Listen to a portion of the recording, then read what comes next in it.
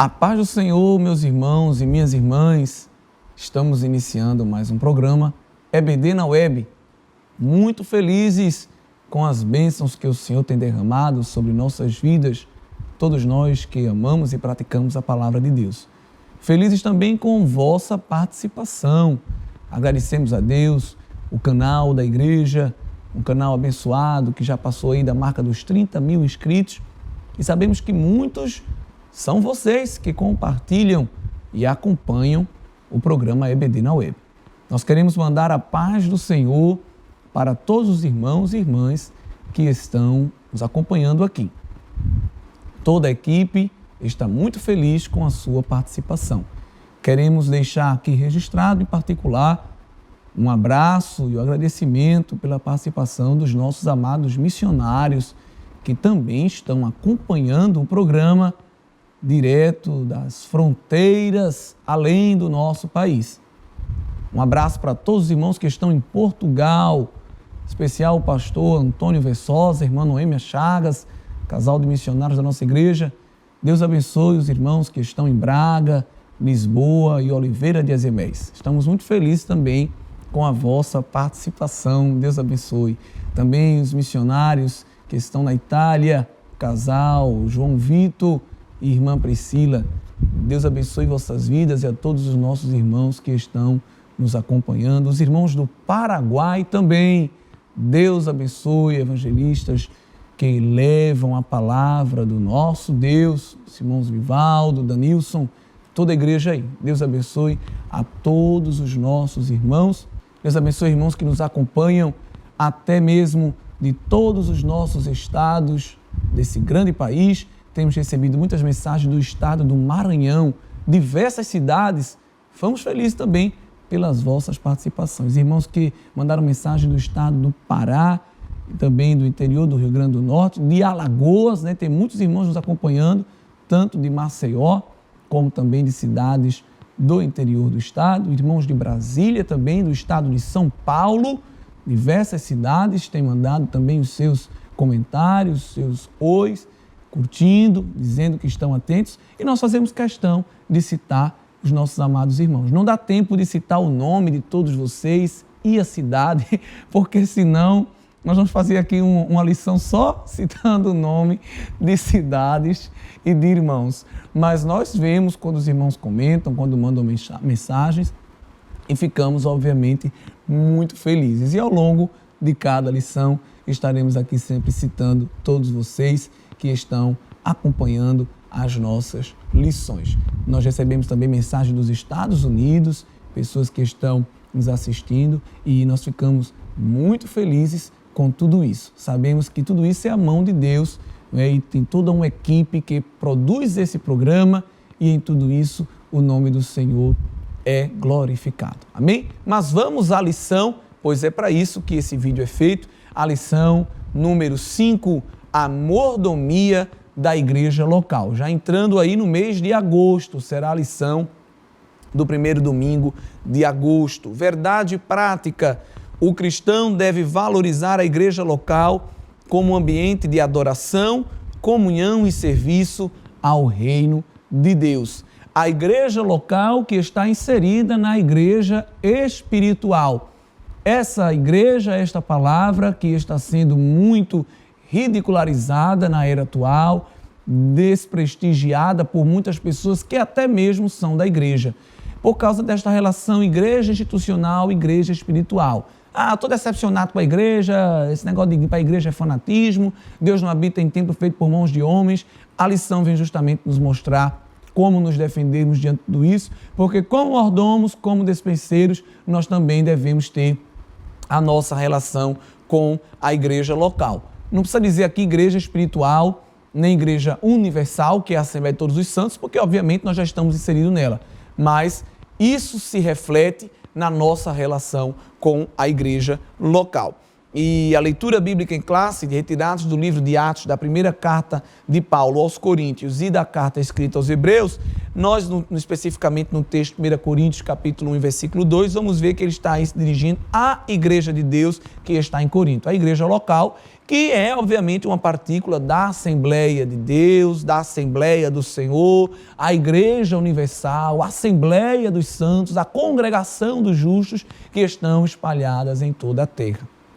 Então, sempre que nos referimos à igreja local, nós estamos falando de uma fatia, de uma partícula, de uma parte desse grande corpo de Cristo, do qual o Senhor, obviamente, é o cabeça. E eu preciso, sim, estar dentro da igreja local, pois é ali onde eu adoro a Deus, é ali onde eu presto a Ele o meu culto, embora toda a nossa vida seja um culto, mas um ambiente congregacional é um ambiente de nós cultuarmos ao Senhor com as diversas fatias do culto à luz da Bíblia Sagrada, pois o nosso culto tem uma liturgia rica, como nos ensina o apóstolo Paulo, é um ambiente também de comunhão com os nossos irmãos, é um ambiente de nós desenvolvermos os laços benditos do amor, que são adquiridos através da prática do Evangelho do Senhor Jesus, e também um local de nós desenvolvermos o serviço ao reino de Deus, quer para os irmãos da igreja, quer para a Assembleia como um todo, como aquele grupo de pessoas que estão também no entorno da congregação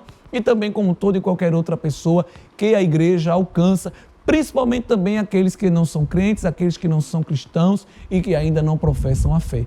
Pois o serviço ao reino extrapola, obviamente, as quatro paredes da igreja, como nós vamos ver ao longo da lição, o comentarista nos mostrando tudo isso. O objetivo, então, é expor que a igreja local é este ambiente de adoração, comunhão e serviço. Esse tripé que envolve a atividade geral da igreja, que é uma atividade espiritual, mas também tem uma vertente terrena, tem uma vertente material, né? Nós não vivemos só de glória a Deus e aleluia, mas também como igreja temos ação social, temos os trabalhos missionários, temos os trabalhos de educação cristã e muitas outras coisas que os irmãos bem sabem. Então você deve apresentar aí a mordomia dos bens espirituais, refletir sobre a mordomia da ação social, pois igreja sem ação social não é igreja. Nós devemos também uma parte de parcela de responsabilidade com a ação social.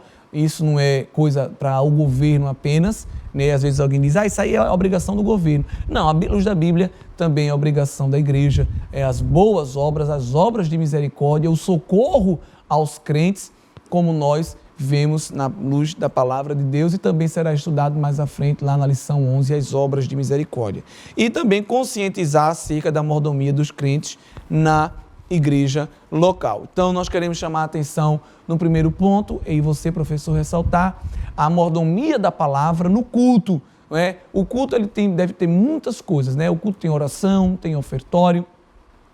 O culto, por exemplo, tem um momento que a gente ora e prestigia os aniversariantes do dia, da semana, do mês.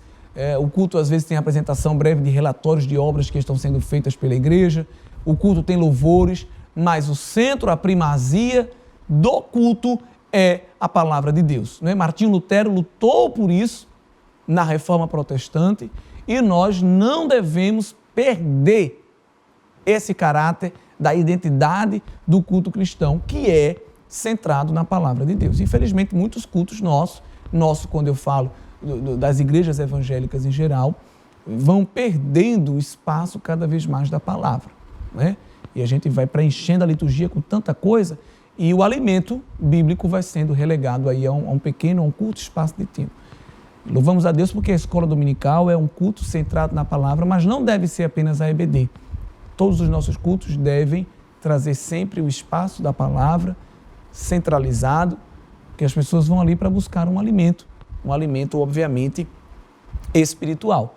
E aí você vê que a palavra está tão envolvida com a atividade da igreja, que o comentarista vai mostrar outras duas atividades que estão diretamente relacionadas com a palavra, que é a evangelização e o discipulado. Isso é a missão máxima da igreja. Quando nós vemos o Senhor Jesus no Evangelho de Mateus, capítulo 28, o Senhor Jesus dando uma tarefa e uma promessa para os discípulos e também, obviamente, para toda a igreja. No versículo 18, Jesus chegando falou-lhes dizendo: é-me dado todo o poder no céu e na terra.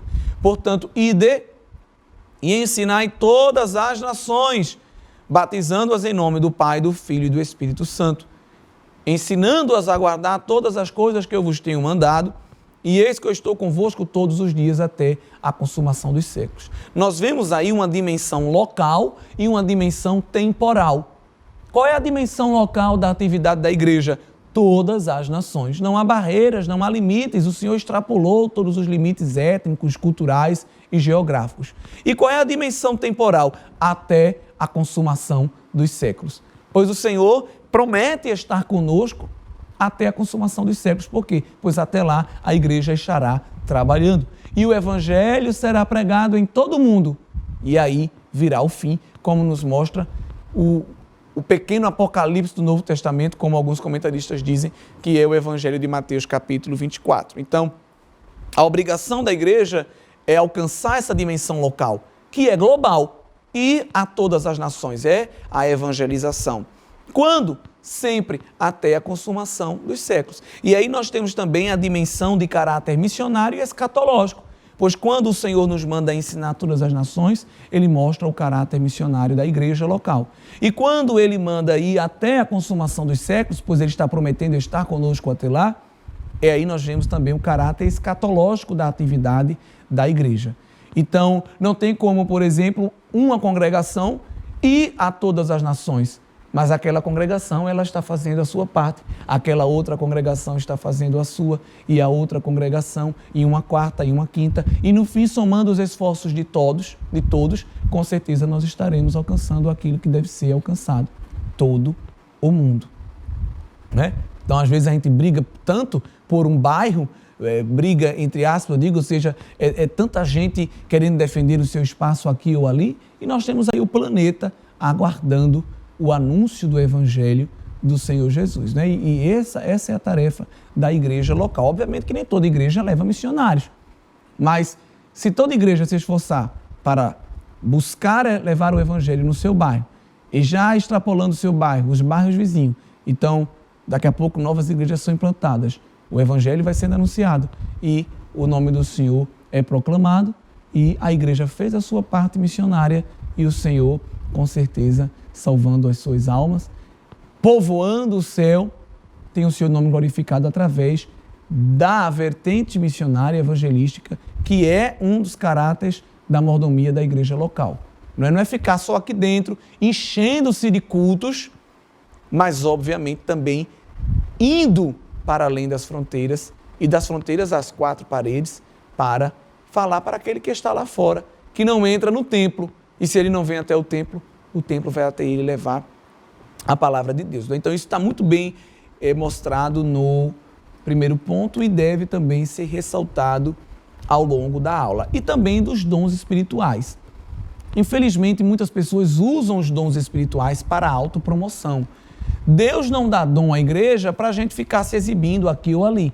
Deus dá dons à igreja para que esses dons sejam utilizados na e para a própria igreja.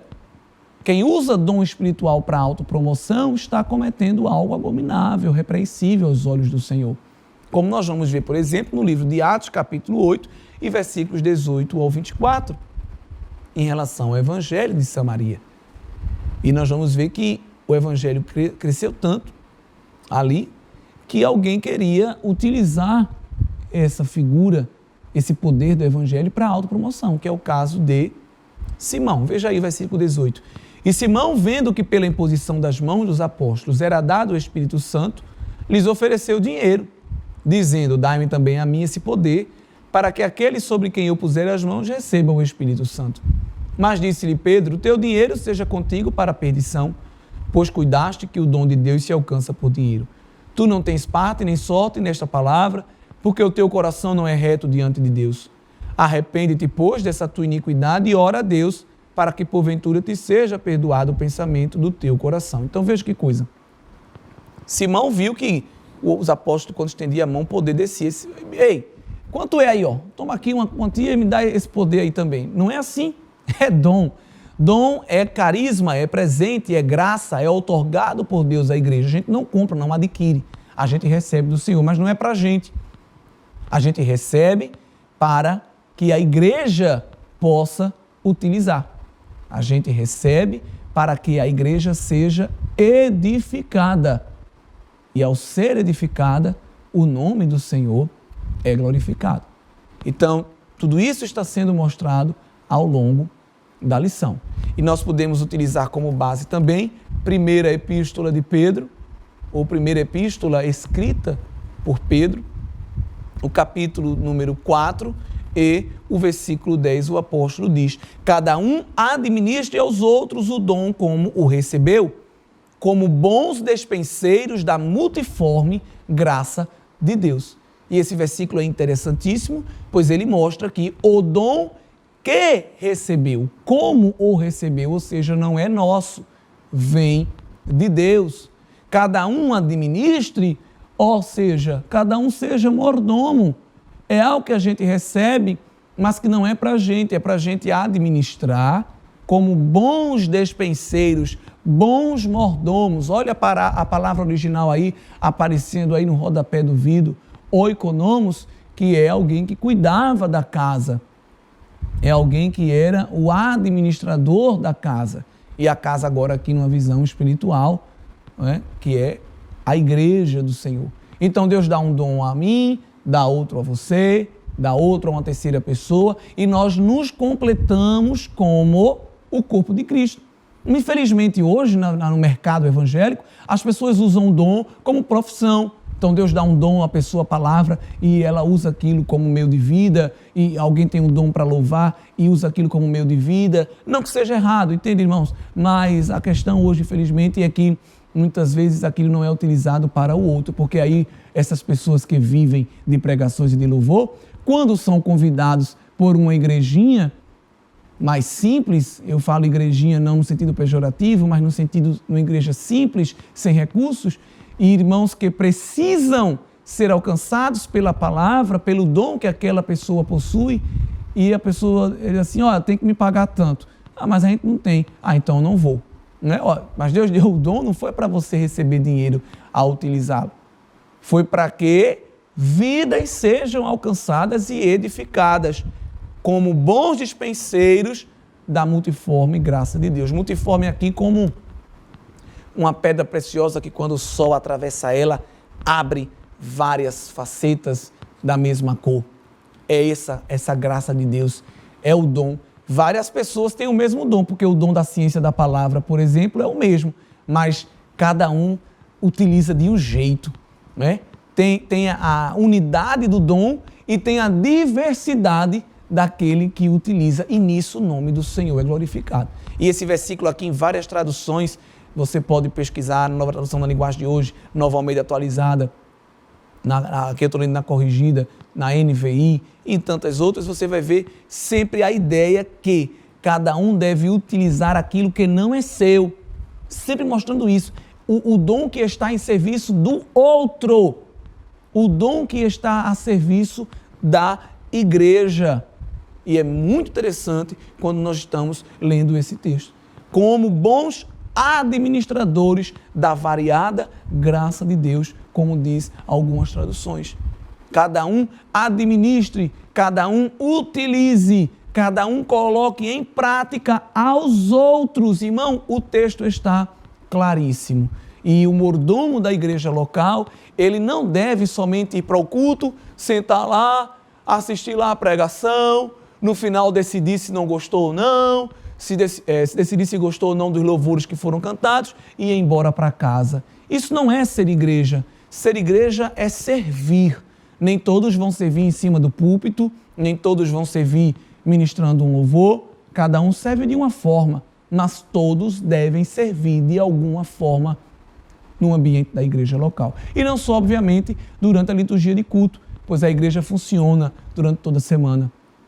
Então, levando ceia para um enfermo, juntando irmãos para montar uma cesta básica para um irmão que está passando necessidade, juntar irmãos umas roupas em bom estado para algum irmão que está desprovido de vestimentas. Tem várias formas de servir, né? A igreja tem zelador, e passar o dedo assim no banco, tá cheio de poeira, cadê o zelador? Não, vamos nos juntar, vamos não limpar a igreja, vamos limpar os ventiladores, vamos lavar os bancos, vamos fazer uma forma de se tornar útil para a igreja local. Cada um tem um dom. Esse dom aqui não é só os dons espirituais, não, mas as habilidades também naturais que o Senhor nos outorga quando nós nascemos, ou aquelas que a gente vai adquirindo, desenvolvendo ao longo da nossa vida. Não é? Aprender a tocar um instrumento musical. Eu só vou quando me convidarem, quando me pagarem. Não, pega o teu instrumento musical, vai para o culto e de repente louva ali a Deus com o teu instrumento. Ali sentado mesmo, você só tem a oportunidade para ir no púlpito, tocá-lo. Então, a gente precisa muitas vezes desenvolver ainda essa mentalidade na vida daqueles que frequentam a igreja. E hoje nós temos, parece que dividido um grupo daqueles que vão consumir o produto da liturgia do culto e um outro grupo pequeno que trabalha e que muitas vezes só é aquele grupo que sobrecarregado está porque as tarefas não são divididas, porque as pessoas não querem simplesmente se dedicar ao trabalho do Reino de Deus. E essa lição chega no momento certo para mostrar isso a todos nós, não é? A mordomia da igreja local, a assistência social é importantíssima em nossos dias. E falando em assistência social, nós vamos ver que isso estava presente em toda a Bíblia Sagrada. O comentarista da lição vai mostrar que está nos Salmos, nos Provérbios, nos livros históricos, nos Evangelhos, e é importantíssimo a igreja estar junta para ela ter desenvolvido esse senso de ação social. É por isso que na carta aos Hebreus, o apóstolo Paulo vai dizer, na leitura bíblica em classe, consideremos-nos uns aos outros para nos estimularmos nas boas obras, nos estimularmos ao amor. Como é que eu vou me importar com o outro se eu não estou perto dele? E às vezes tem um irmão que está bem carente na igreja e ninguém sabe. Irmão, mas você nem me disse. Mas não precisa dizer. Se eu estou perto, se eu convivo, eu percebo, eu conheço, eu sei a realidade. O problema hoje é que a gente entra e sai sem nem falar com quem está perto da gente. E a gente começa a se tornar insensível. E o mordomo da igreja local precisa, obviamente, estar atento. É por isso que o apóstolo diz que nós devemos nos estimular ao amor e às boas obras, congregando. Não deixando o costume da congregação, mas congregando-nos. Tem que estar perto para compreender qual é a necessidade. E nós sabemos que o fenômeno dos desigrejados está aumentando muito. São milhões de pessoas que se declaram não pertencentes a nenhuma igreja, mas cristãos praticantes. Virou até moda isso, e isso vai de encontro à palavra de Deus, não é? Nós precisamos estar juntos e estar juntos servindo. Gostei muito quando o comentarista da lição, utilizando o exemplo do Senhor Jesus de João capítulo 13, diz que nós devemos ser da irmandade da bacia e da toalha. Quando o Senhor Jesus se colocou na posição de servo, de escravo, que era um serviço que nem escravo judeu fazia, só escravo estrangeiro, porque as pessoas consideravam aquele serviço de lavar os pés. As pessoas judias, uma cosmovisão judaica, considerava aquele serviço desonroso, e Jesus se colocou na posição de escravo, de servo, para fazer aquele serviço considerado desonroso, mostrando que servir não é desonroso, pelo contrário, servir é honra. Então nós devemos exercer esta mordomia, este amor, esta ação social, de acordo com as nossas condições e de acordo com a capacidade que o Senhor nos deu, porque Ele dota cada um de uma capacidade especial para o seu serviço. E nós vamos ver que numa visão veterotestamentária, o trabalho social, a justiça social, na visão dos profetas, estava sempre ligado com a liturgia do culto. Não existia culto, liturgia, adoração, se não fosse seguida de também serviço e ajuda ao próximo. Senão era hipocrisia. E nós vamos ver aqui diversos textos bíblicos. O livro de Isaías vai mostrar isso muito bem. Por exemplo, no capítulo 58, quando o profeta Isaías vai falar do verdadeiro jejum, Não adianta só ficar sem comer. Por exemplo, quando ele diz assim, Isaías 58, versículo 5, seria este o jejum que eu escolheria, que o homem um dia aflija a sua alma e que incline a cabeça como junco e estenda debaixo de si pano de saco grosseiro e cinza? Chamarias tu a isso jejum e de dia aprazível ao Senhor? Ele está falando aqui da liturgia. Porventura não é este o jejum que escolhi, que soltes as ligaduras da impiedade, desfaças as ataduras do jugo e que deixes livres os quebrantados e que despedaces todo o jugo? Porventura não é também que repartas teu pão com o faminto, recolhas em casa os pobres desterrados, ou seja, que não tem teto, não tem casa? E vendo nu, o cubras e não te escondas daquele que é da tua carne. Olha a visão aqui bíblica, né, de ação social, ligado, obviamente, também com um ato litúrgico. Jeremias também vai protestar em relação àqueles que são religiosos, mas que não adotam uma postura de ajuda ao próximo. No capítulo 5 e versículo 28, engordam-se, alisam-se e ultrapassam até os feitos dos malignos, não julgam a causa dos órfãos para que eles prosperem, nem julgam o direito dos necessitados, aqueles sacerdotes que não se preocupavam, obviamente, com o próximo. Ezequiel, capítulo 22, também nós vamos encontrar esse protesto, versículo de número 7, bastante interessante também citar esses textos. Ao pai e à mãe desprezaram em ti, para com o estrangeiro usaram de opressão no meio de ti,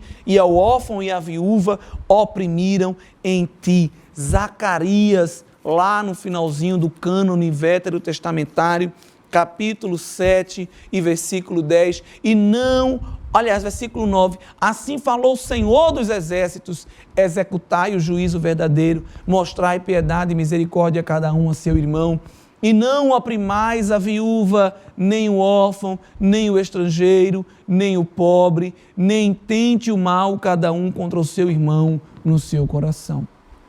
Então é função da igreja olhar para esses menores, excluídos, menosprezados, que não possuem o espaço que deveriam ter.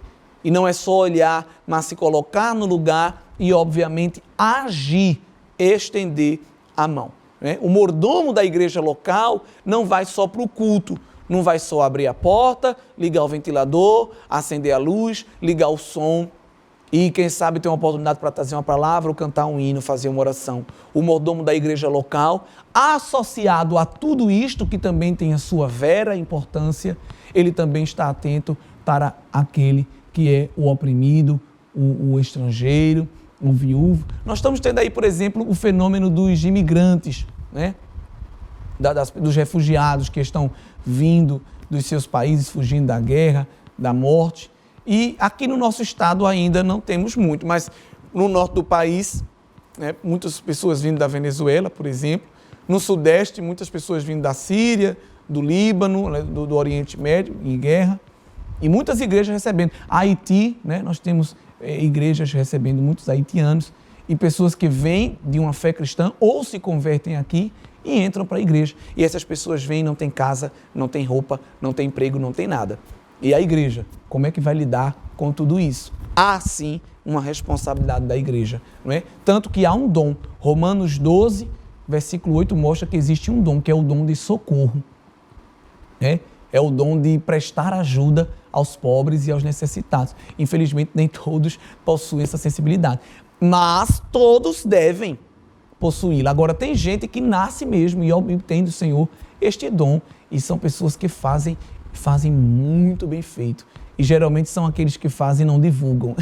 Aqueles que fazem uma vez no ano, tiram logo foto e divulgam, porque fez só uma vez mesmo. Mas os que têm o dom e estão praticando, estão se esforçando para ser aquilo que Deus quer que eles sejam, nesse sentido de ajuda ao outro, geralmente a gente não recebe nem notícia, porque já fazem tanto, não tem tempo nem de fotografar, porque a mão está estendida e está ocupada com um alimento, com um colchão, com um casaco, que não dá tempo nem de pegar o celular e mostrar que está fazendo, né? Que façamos para Deus, pois Ele registra tudo isso. E que possamos, como igreja, estar atentos, obviamente, a tudo aquilo que o Senhor nos chamou para fazer. O texto áureo, 1 Timóteo, capítulo 3, versículos 14 e 15.